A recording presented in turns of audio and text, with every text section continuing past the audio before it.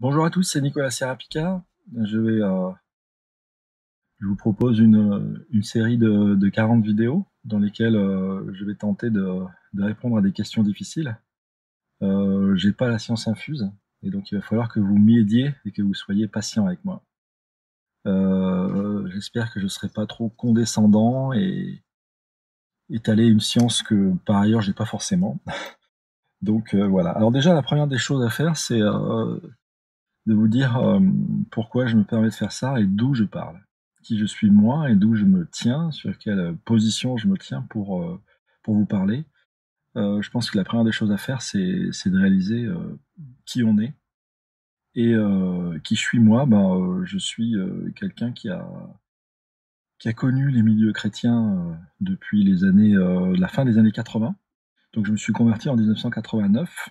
À l'époque, j'étais étudiant et j'avais une vie très dissolue, je prenais des drogues, etc. Et le Seigneur m'en a instantanément délivré.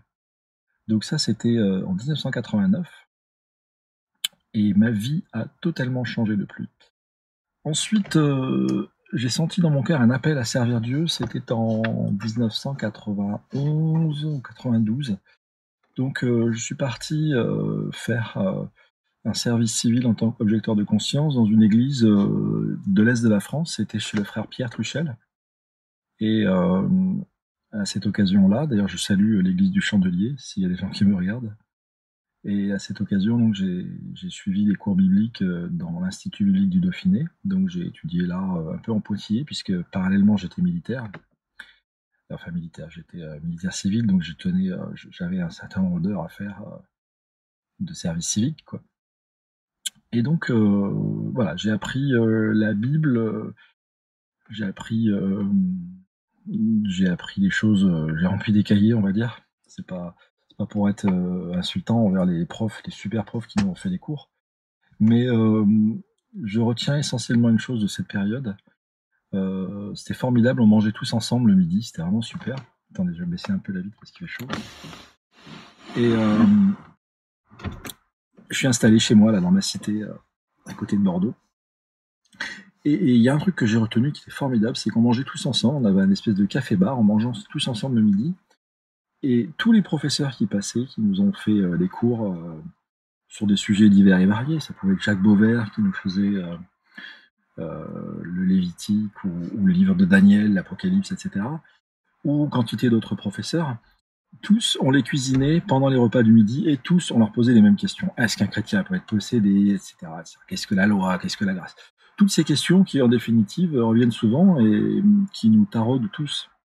Donc déjà, qui je suis et d'où est-ce que je me tiens pour parler, disons que j'ai, depuis la fin des années 80, donc les années 90 on va dire, je suis converti donc depuis 27 ans. Et ça déjà, ça me donne un certain recul. Ça ne veut pas dire que j'ai la science infuse, bien au contraire. Et je trouve que les jeunes actuellement sont beaucoup plus zélés que je le suis moi. Vous voyez, donc j'ai beaucoup à apprendre et beaucoup à recevoir, donc je ne me positionne pas devant les autres.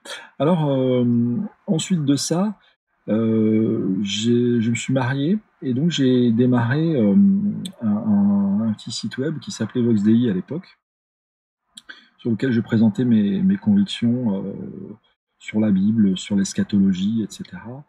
Et le site ayant grossi, on avait plusieurs milliers de visiteurs par jour. On pouvait même monter des fois à 10, 15 000 visiteurs par jour. Ce qui fait que je suis devenu, ce site est devenu un des plus gros sites francophones à l'époque, qui s'est ensuite transformé, parce que bon, je travaillais tout le temps en parallèle, qui s'est ensuite transformé en un site d'information, tout simplement, un site d'information chrétienne, que j'ai arrêté en 2012-2013, donc Blog DI, que je continue un peu en pointillé, du moins je continue d'écrire, parce qu'en fait, Blog DI, c'était moi. Et donc je continue d'écrire, actuellement j'écris pour quelques sites, dont le site Info Chrétienne, Salut Guillaume et Marina. Voilà, quoi dire de plus que je suis marié, je suis père de 4 enfants, on en a perdu un. Ça aussi, ça a été un coup très très dur. Donc je pense que ça, entre autres choses, ça a contribué à nous rendre d'une part la vie difficile, mais nous rendre attentifs à la souffrance des gens. Voilà, et à cause de ça, à cause de la longue maladie que notre enfant a connue, euh, et puis, disons, une difficulté personnelle à joindre dans certaines églises, comment dirais-je, un peu classiques, parce que dans la région où je suis, il n'y a pas vraiment d'église, enfin à l'époque, il n'y avait pas vraiment d'église plein évangile. Donc, plein évangile dans le sens, vous savez, on peut prier, chasser les démons, des choses comme ça, même s'il y a des églises de Pentecôte. Enfin, j'ai toujours eu un peu de difficulté à intégrer certaines églises, donc dans mon service, ce que j'appelais mon service à l'époque, donc dans ce que je faisais sur Internet via VoxDI et BlogDI ensuite, j'avais un peu tendance à sniper. C'est-à-dire, j'étais très dur. J'étais très dur. J'étais aussi sans doute rendu plus vigilant sur certains points parce que j'étais dans une souffrance intérieure du fait de nos difficultés familiales, nos difficultés avec un enfant qui avait un handicap, on va dire, pour faire court. Et donc ça n'aide pas forcément à s'intégrer, et surtout aussi dans des milieux chrétiens où peut-être des gens ont tendance, je dis pas à juger, mais à vous regarder un peu avec circonspection, parce qu'il y a des milieux carrément, je dirais, une certaine conception de l'évangile où quand tu es frappé par des difficultés, c'est que tu as péché, quoi, hein, tout simplement. Donc les gens te regardent avec une certaine distance, voire un certain mépris. Voilà. Donc tout ça, ça nous a rendus sensibles à l'écoute des gens qui ont des difficultés. Et peut-être que ça aussi, ça concourt à me donner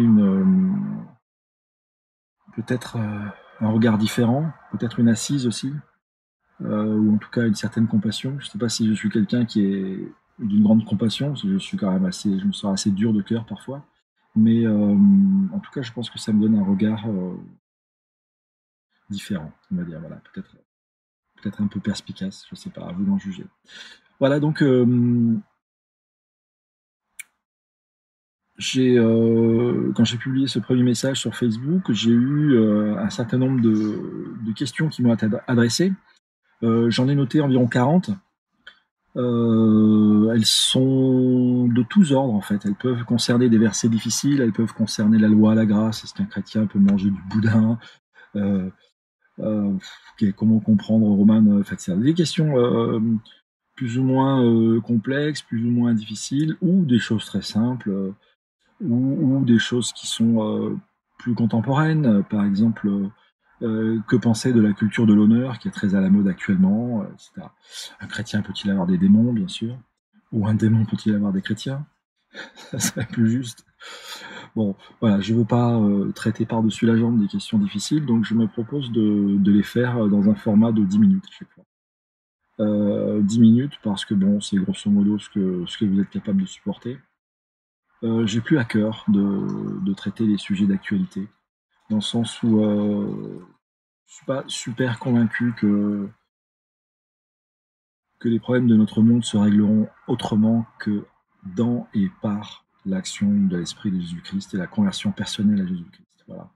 Je suis plutôt convaincu du contraire. Je pense que s'il n'y a pas de conversion à Jésus, si on n'est pas là pour annoncer l'évangile, chasser les démons, guérir les malades, euh, baptiser les gens, prêcher la repentance, le retour du Seigneur, etc., et établir les gens dans la vérité de l'évangile et de l'Église, tout simplement, et ben, si on n'annonce pas ces choses-là, il n'y aura pas un vrai changement pérenne, un changement qui dure, quoi. Voilà, donc je me propose de commencer ces questions-là, et puis je vais voir par laquelle je commencerai. Je vais essayer de faire des vidéos toutes simples, c'est-à-dire sans montage, sans musique, sans bidule, tout ça. Pff, franchement, ça m'importe vraiment très peu. Ce qui m'importe, c'est de vous parler directement, de cœur à cœur.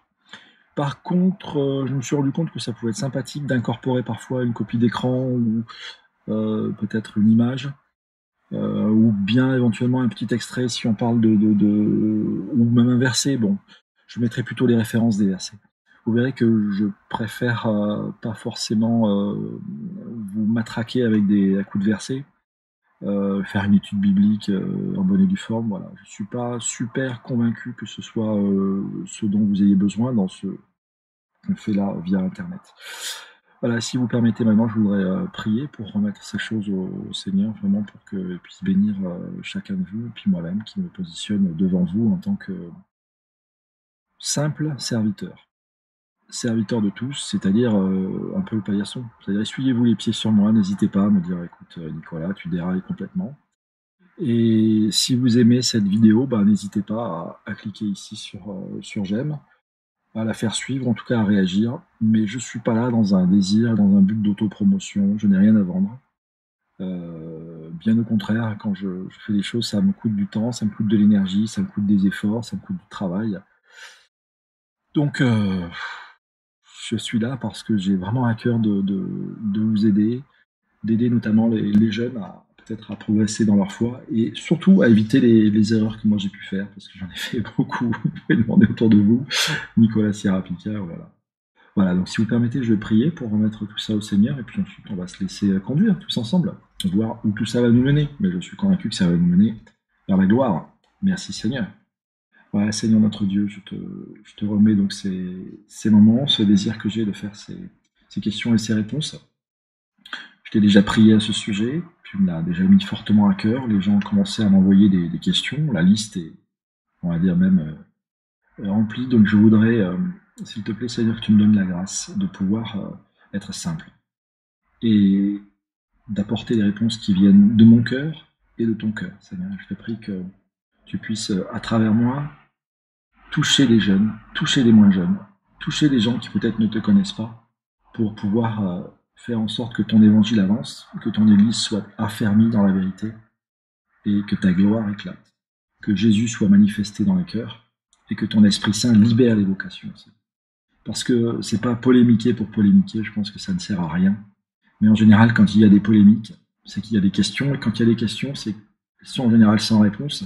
Et quand on obtient ces réponses, on se met en mouvement vers un objectif, parce qu'il y avait ce point qui était là comme une pierre à l'achoppement. Donc je te prie, Seigneur, que par la puissance de ton esprit, tu te serves de moi, que tu ouvres les portes, que tu libères les captifs, et que tu rends gloire au nom de Jésus.